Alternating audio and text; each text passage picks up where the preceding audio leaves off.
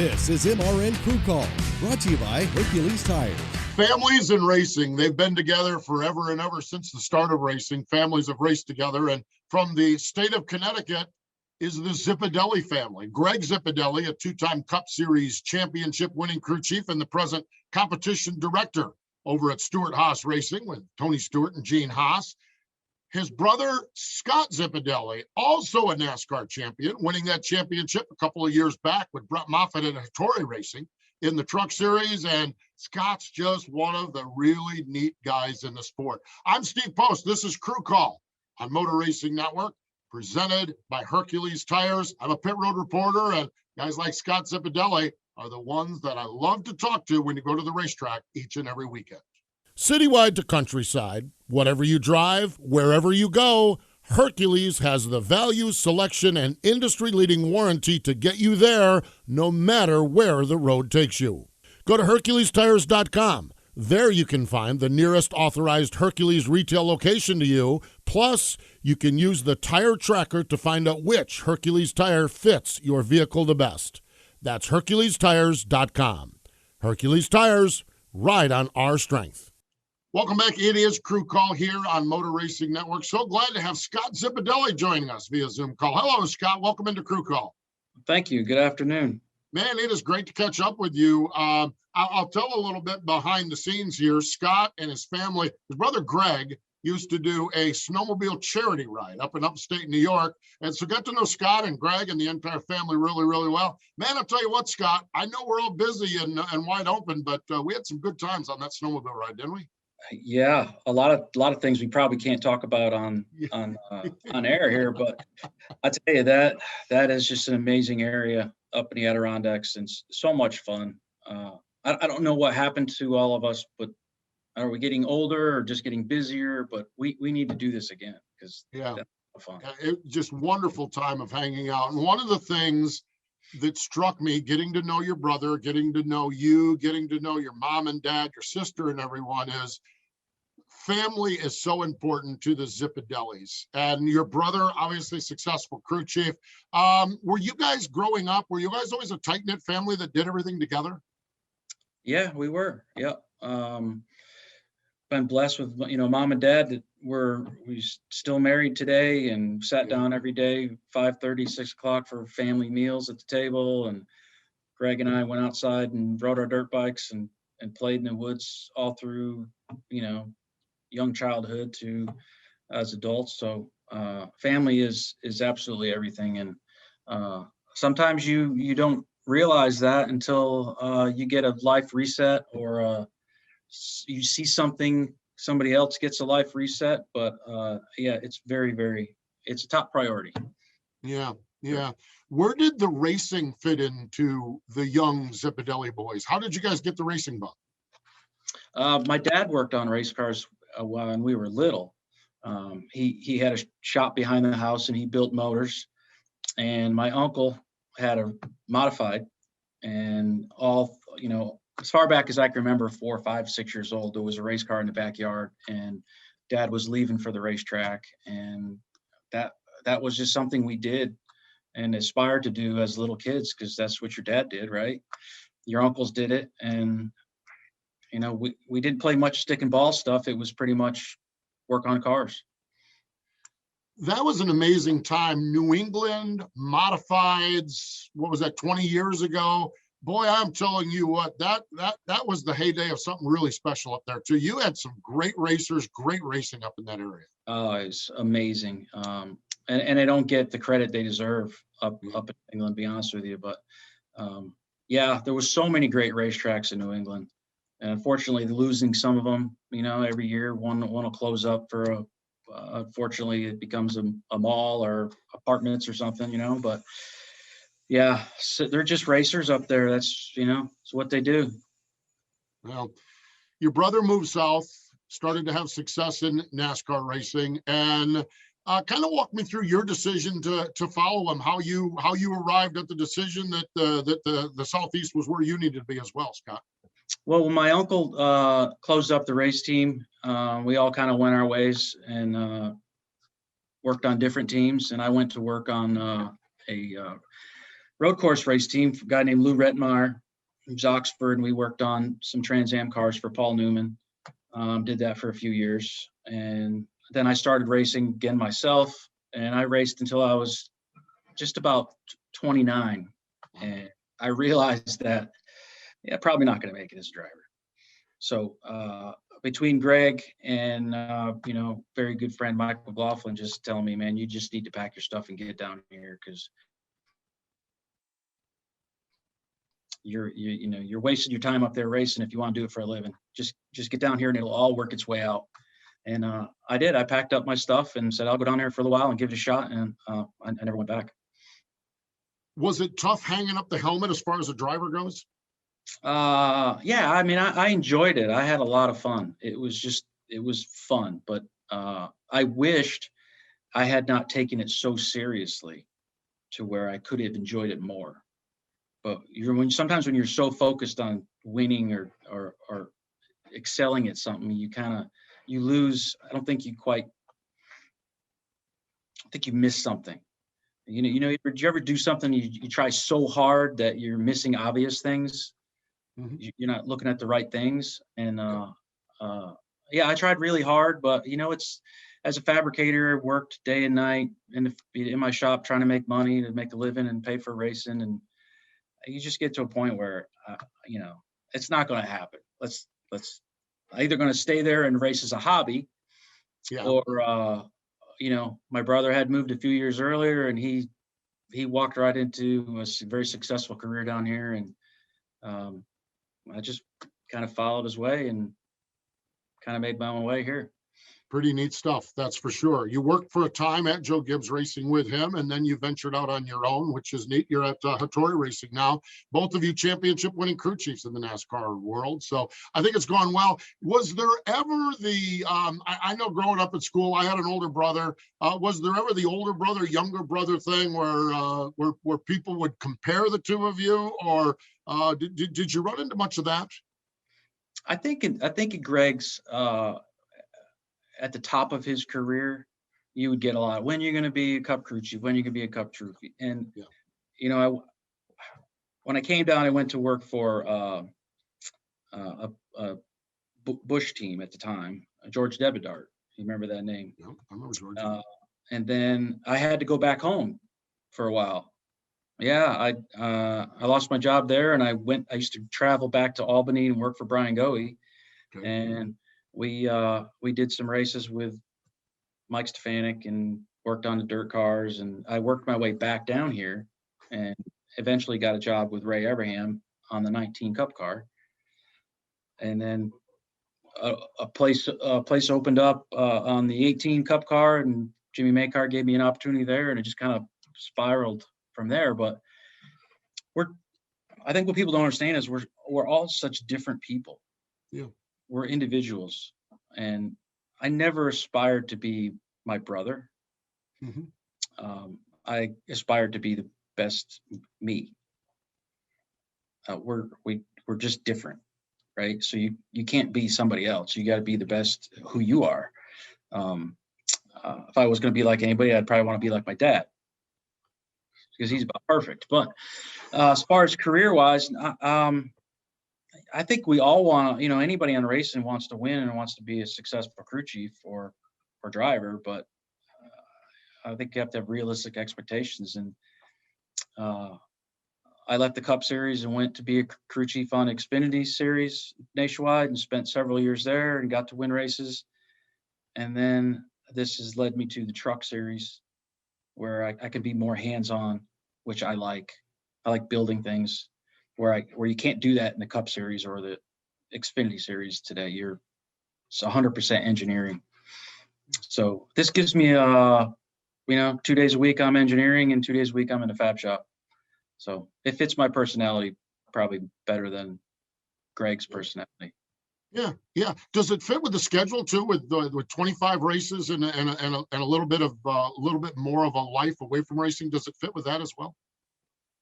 Yeah, I mean, that's why when Tori got sick, I had an opportunity to go truck racing. I had never watched a truck race really until that opportunity. And I looked at the schedule and looked at what we were facing, and I just I said, yes, I'll do it. And once I was in it, I realized that this is the best of both worlds. Yeah. I can race competitively, hands-on, and then ultimately be the best family guy that I can be, and not give up racing completely. Yeah. Yeah, no, it makes sense. And I know how important that is to you. So you go along and you do a truck deal, but now all of a sudden I see there are some weekends when you're doing double duty. You just can't get enough. And I see you're running some of the Xfinity series. What is that like, doing double duty as a crew chief and as a team with Austin wheeling that Xfinity series car? It's, to be honest with you, it's been too much. Okay. Too much going on. We're still a small team, but we have realistic expectations in the Xfinity side. We understand that we did get a top 5 last year with it. We've run top 10 every time we've gone out, but to be better at that, we need to focus more on Xfinity and not share your time on a truck or Xfinity car. So I don't know that it's hurt us that much on the truck side, but it hasn't helped. Mm-hmm. I can honestly say that. We did an ARCA race at Mid-Ohio a couple weeks ago and finished second, Austin and I, and that was basically to get more road course experience together and try to learn some things, which was good. But yeah, the Xfinity stuff has been too much. So we're gonna really focus on the truck stuff going forward and try to keep ourselves top 3 in points, try to win some races, and ultimately the championship is what our goal is.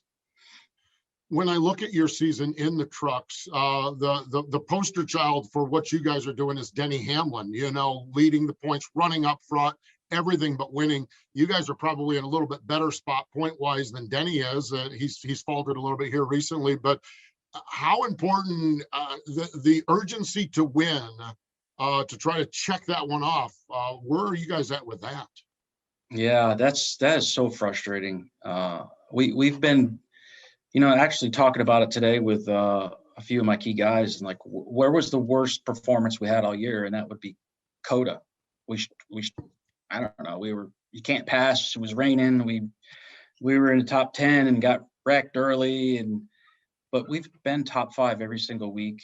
I feel like we had a really good shot at winning Darlington until that last caution. Our truck was really good at the end.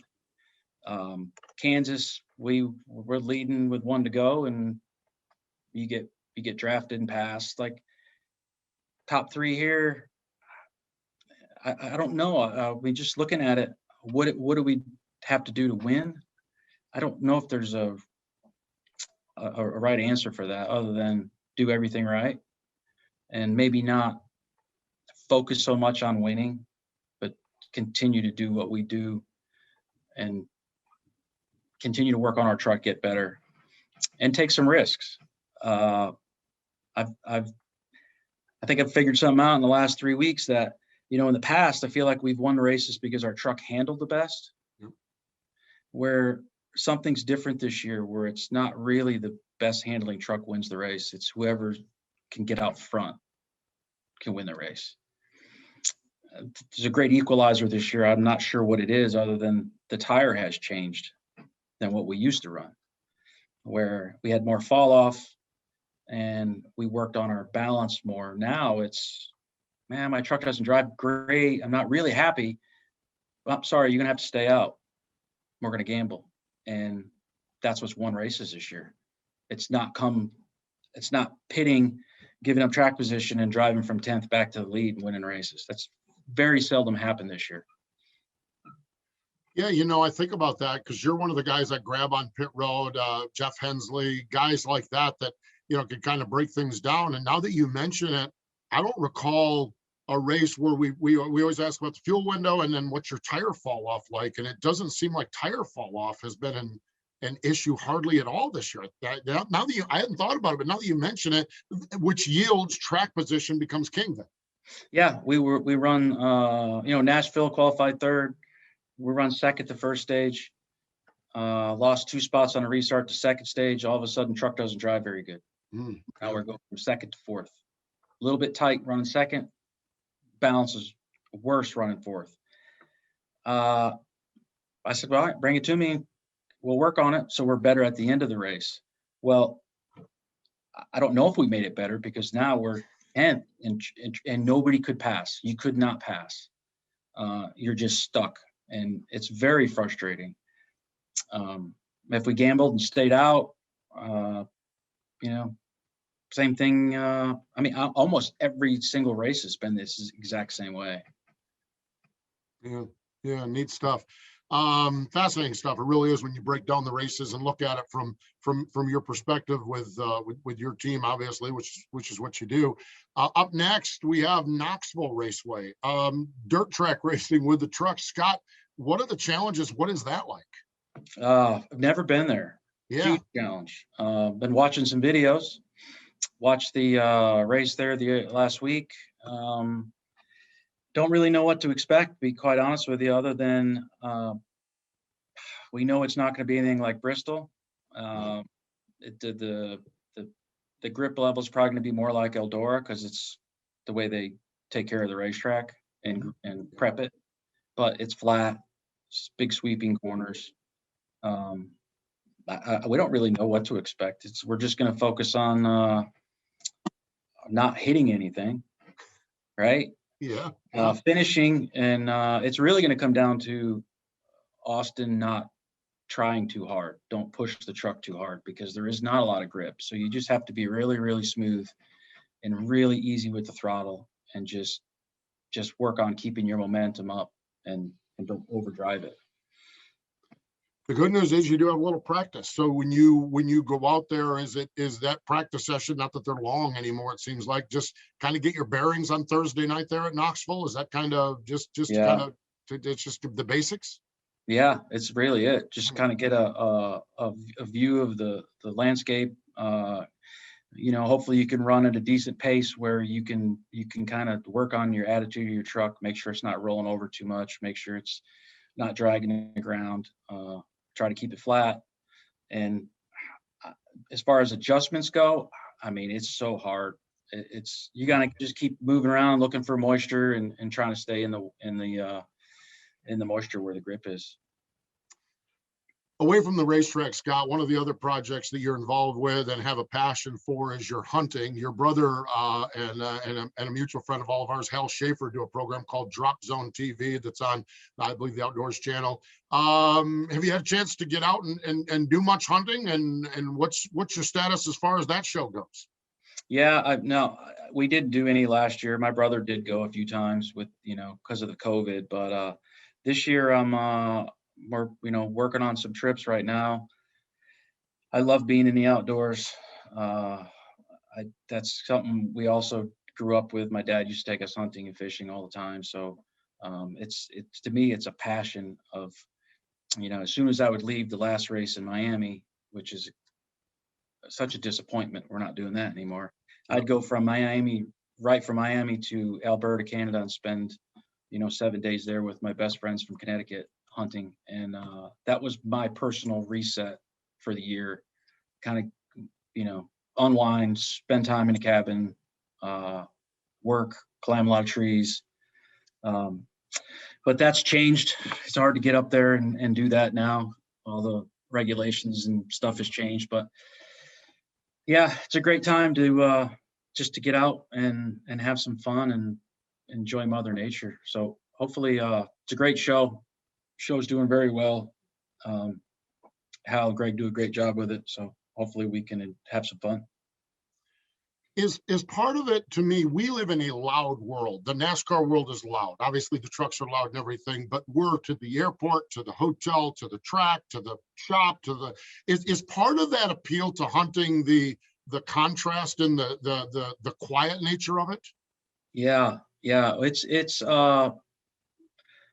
just peaceful. Yeah. So people, why would you do that? Why would you fly to Alberta and then drive, 4 hours to the mountains and climb a tree and sit up there when it's 20 below and hunt for 8 or 10 hours? But it's you against Mother Nature.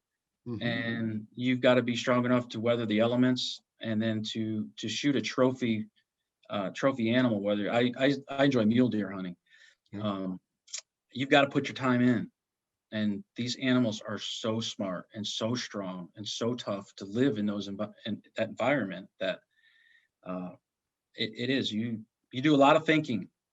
You sit in a tree, you do a lot of thinking about a lot of things. And, I've seen, just to watch wolves and hear wolves, and it's just amazing. You wish you could take everybody with you to see what you see, and to walk in the woods where somebody may have never walked before. Pretty cool. Yeah. I mean, I've gotten into some running and stuff, and I think the solitude of it to me that's where I've been focusing on this contrast of the loud NASCAR, jumping on planes and hotels and everything. And then when I go for a run in a park or go for a hike somewhere, it's like there's nobody around. And that contrast, that balance is so important to me. Yeah. Well, see, I can get that every day now. I just take my hearing aids out and I don't hear anything. So it's, I've been struggling with that for years and years. And finally, I got to do it because, it's struggle daily. But I can get peace and quiet in like 2 seconds. I love it. That is neat. I want to bring this back to family because we talked about your childhood growing up and a pair of boys in Connecticut growing up with you and Greg. I follow along on your social media channel, and I don't know whether to give you condolences or congratulations. You have got 2 boys that run you wild. What is it like for you? What does it mean to you? Tell me about your boys. It's the best. I miss my little girls, but it's so different to have 2 little boys that are into fishing, hunting, playing cowboys and Indians, bad guys, cops, robbers, 4-wheelers. They're just 100% boys. And it's like having 2 cartoon characters at the house 24/7 that just keep me laughing. But at the same time, they're 2 of the sweetest, well-behaved kids that anybody could ask for. They're just very adventurous, and they just love having fun. Did I see one of them was up at Millbridge earlier this year running some laps? Yeah. We got a car. We got a QRC car from Jimmy Elledge, and we did a lot of practicing in around May, and then my schedule's got so busy. Unfortunately, I had to kind of like stop for a little bit, get through June.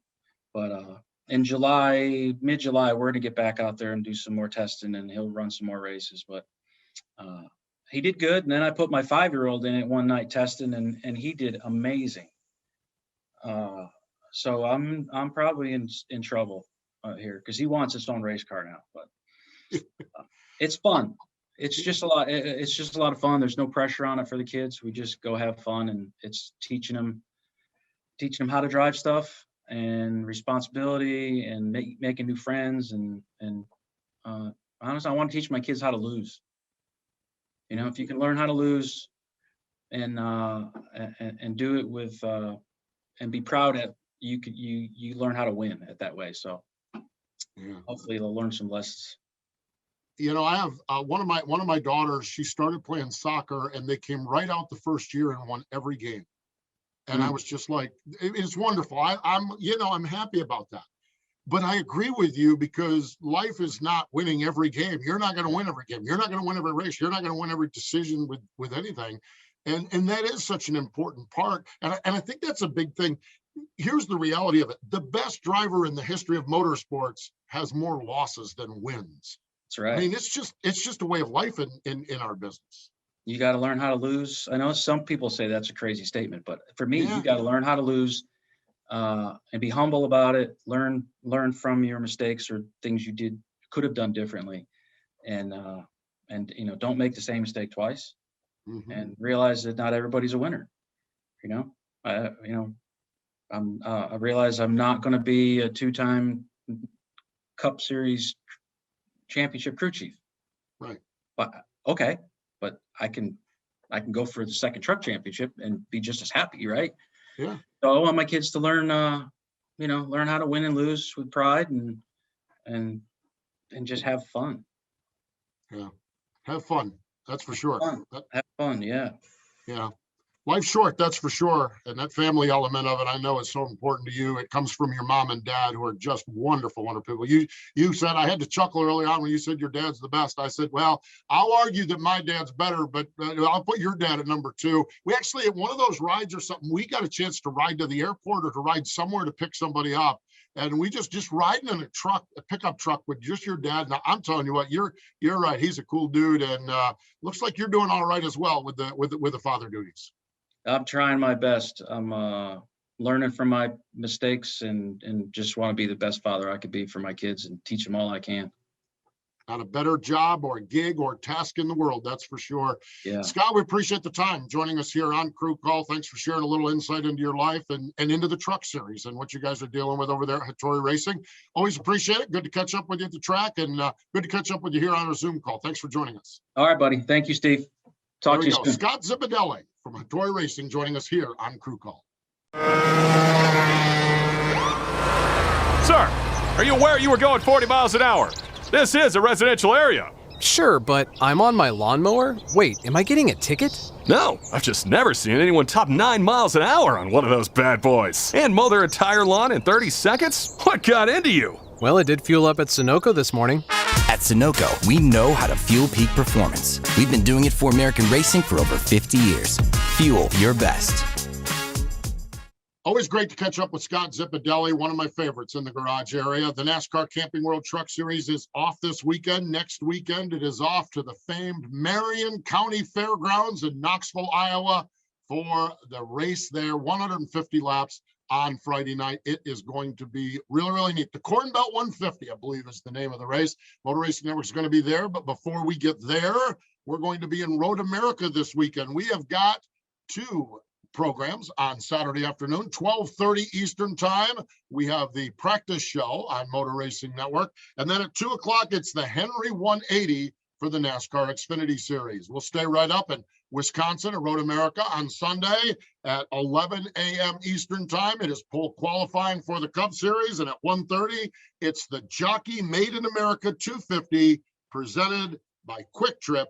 It is the Cup Series from Road America. This is the one change going into this year that I most look forward to. And my understanding is from the attendance we're going to have this weekend, I'm not alone. Everyone's excited to get up on that big road course, that historic road course up at Road America. Motor Racing Network will have coverage all weekend long. Again, appreciate Scott Zipadelli joining us here on Crew Call. More important, though, than all of that, thank you for joining us. This is Crew Call presented by Hercules Tires, right on our strength.